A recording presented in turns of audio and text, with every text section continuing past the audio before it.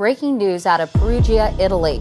Sex game gone horribly wrong. I couldn't breathe. Just leave me alone, please. How could you even do this? I was alone. More cold and calculating than remorseful. Fear makes people crazy. I was stunned. I want to tell her not to be afraid of what's gonna happen.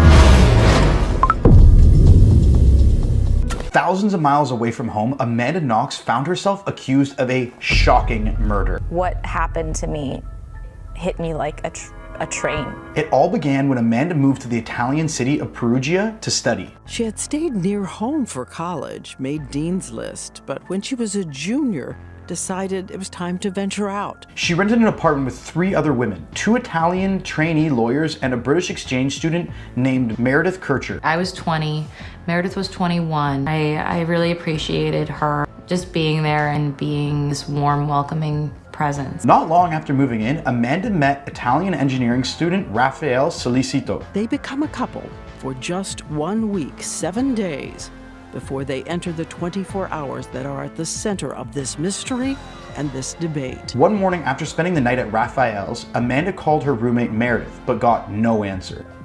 I thought it was strange. Returning to her apartment, Amanda found the front door was open, there was blood on the bathroom floor, and Meredith's bedroom door was locked. The police were called and the horrible truth was discovered. There was a body and there was blood and there was a blanket. My friend had been murdered. Meredith had been sexually assaulted and her throat had been slashed. After being taken in as a witness, Amanda soon became a suspect. I felt very lost, very alone, and very vulnerable.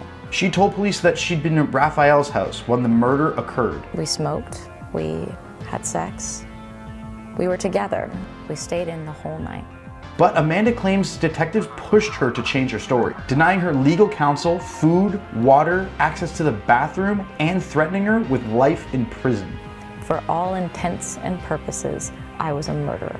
As the investigation ramped up, Amanda became a household name, with her behavior constantly scrutinized. The first image much of the world will see on newscasts. Video taken outside the house the day of the murder. Police will say her strange behavior is guilt and heartlessness. She was given nicknames like Foxy Knoxy, while international tabloids spread scandalous stories about her. She-devil with an angel face, heartless manipulator, Sphinx of Perugia. I haven't heard those. During the investigation, DNA was found at the crime scene. Didn't match with Raffaele, with Amanda. But it did match this man, Rudy Gaudet, a local thief known to carry a knife. He fled to Germany after the murder, but was quickly extradited back to Italy after they found the DNA. I was angry, thinking about what Meredith must have been through. He was arrested, but the courts still sought to implicate Amanda and Raphael as accomplices. Prosecutors believe that Knox murdered her friend as part of a drug-fueled orgy. They were both convicted in 2009, and Amanda was sentenced to 26 years in prison, but she wasn't ready to give up yet. Did you kill Meredith Kircher? No.